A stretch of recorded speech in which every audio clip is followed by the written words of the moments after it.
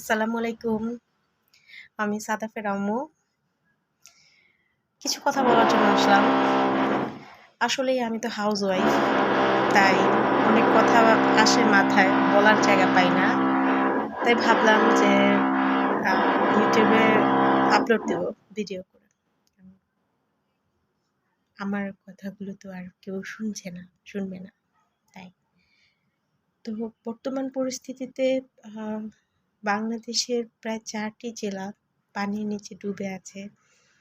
এবং কিছু ভিডিও যখন দেখি যে ছোট বাচ্চাগুলা আ ভেসে উঠতেছে, মানে এটা যে কি পরিমাণ কষ্টের এটা বলার মতো না। এখন আমার কথা হচ্ছে যে ভিডিওতে দেখেছি যে টিনের চালা পর্যন্ত ডুবে গেছে। টিনের চালা পর্যন্ত যদি ডুবে যায় তখন ঘরে কত কিছু ইম্পর্টেন্ট জিনিস থাকে, কত কিছু থাকে। তখন তো মানে নিজের জীবন নিয়ে টানাটানি, নিজে বাঁচতে পারবো কিনা সেই সন্দেহ। তো এটা তো এক হিসেবে মানে কি বলে নিঃস্ব হয়ে যাওয়া, এক হিসাবে এটা মানে নীরবে নিভৃতে শেষ হয়ে যাওয়া। যাই হোক, এখন আমি যেই কথাগুলো আমার বিবেকে আসে সেই কথাগুলো হচ্ছে যে আমার নিজের স্বার্থ নিজের বুঝতে হবে। আমার নিজের দেশের মানুষকে বন্যার হাত থেকে যারা ক্ষমতাসীন ছিলেন, বর্তমানে যারা আছেন তাদের দায়িত্ব। যারা আগে ক্ষমতাসীন ছিলেন তাদের দায়িত্ব ছিল। এখন বর্তমানে যারা আছেন তাদের দায়িত্ব।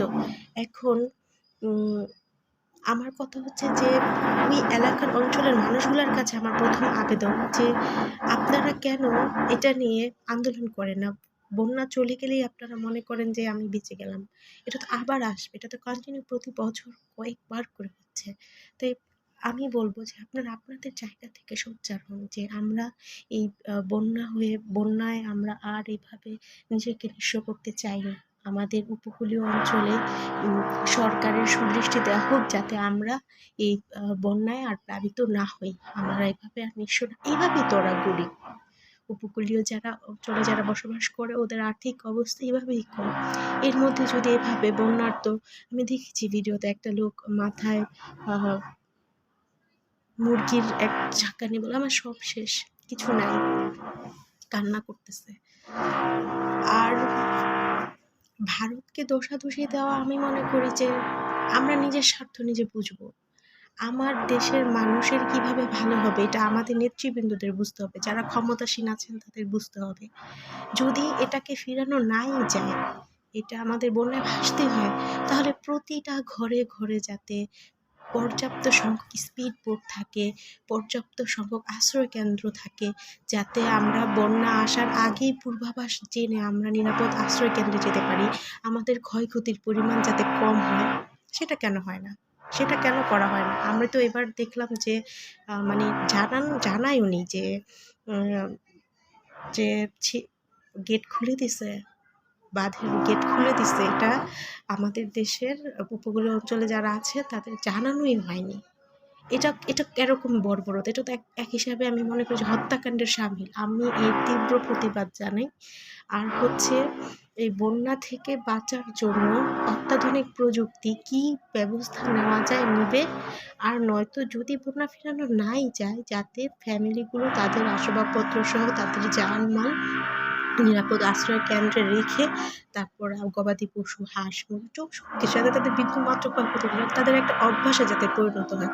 তাহলে আমার মনে হয় যে আম অন্তত আমরা রিকভারি করতে পারবো আমাদের এই সমস্যাটাকে। অন্তত এই অপরিকল্পিতভাবে এই বর্তমান যুগে এসে আমরা প্রতি বছরই কয়েকবার করে আমরা নিজেদেরকে এইভাবে বন্যার হাতে ছেড়ে দিব? বন্যাকে আমরা নিজের হাতে কন্ট্রোল করবো। হ্যাঁ, বন্যা আসুক, কিন্তু আমরা আমাদেরকে কি করবো? হেফাজতে রাখবো। আমরা যাতে বন্যা যাতে আমাদের কোনো ক্ষয়ক্ষতি করতে না পারে।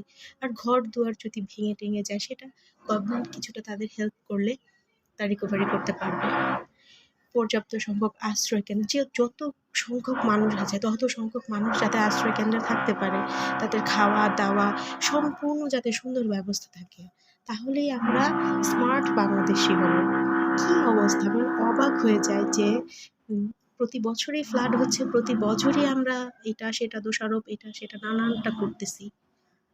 আরে বাবা জেগে ওঠো, নিজেদের স্বার্থ নিজেদের বুঝতে হবে। আমি প্রধান উপদেষ্টা সহ সবাইকে আহ্বান জানাবো যাতে এই মানুষগুলো, উপকূলীয় যে জেলাগুলো আছে যেগুলোতে বন্যা হওয়ার সম্ভাবনা আছে, এই মানুষগুলো যেন পরবর্তী বছর এইভাবে এভাবে বন্যায় আক্রান্ত হয়ে নিজেদেরকে জীবন বিলি দিতে না হয়, নিজেদেরকে এভাবে নিঃস্ব হতে না হয়।